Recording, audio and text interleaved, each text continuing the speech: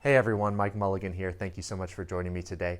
I am a certified orientation mobility specialist, and today I'm going to be talking about a question that I get asked a lot, and that question is, do people who are blind or visually impaired count steps for navigation and orientation?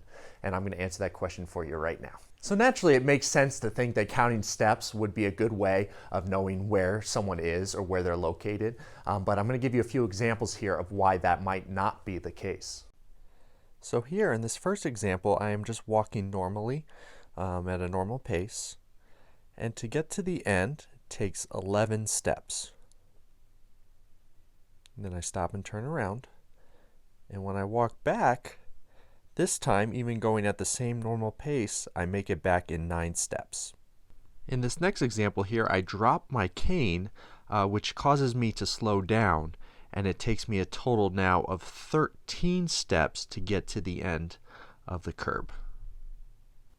In this next clip, I'm going at a slower pace, which could be for whatever reason, maybe a pain in the ankle, just tired that day, and this causes me to take about 17-18 steps. In this clip, I am walking the same way as normal, but this time I make a little bit of a wrong turn down the perpendicular sidewalk, which causes my step count to change, and again this takes me about 18 steps to complete this route to the curb. And in this final clip here, I'm simulating what if you were carrying something heavy, which would slow down your pace and cause your step count to increase, which takes me about 15 steps this time.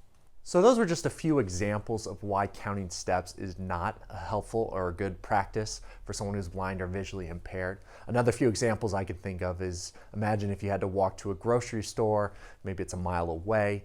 Imagine trying to count how many steps that would take to get there and back without getting distracted or miscounting at any point during that trip.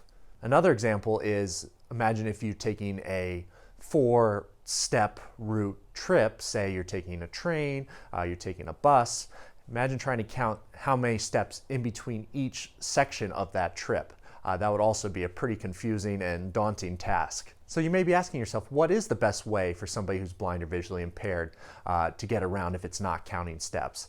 And the answer to that is landmarks. And when I say landmarks, I mean something that is permanent and solid that's always there. Say a street pole, building, maybe it's some stairs, it could be different pathways. So it could be a lot of different things. So people sometimes count how many intersections they've passed and different things like that. So that is a much better and recommended way for someone who's blind or visually impaired to keep their orientation and do a good job navigating. So thank you so much for joining me today. I hope this video was helpful in learning why counting steps is not the best practice for somebody who's blind or visually impaired to keep their orientation. So thank you so much. Have a great day. If you have any comments, please leave them for me. That would be great. And thank you so much. Have a great day.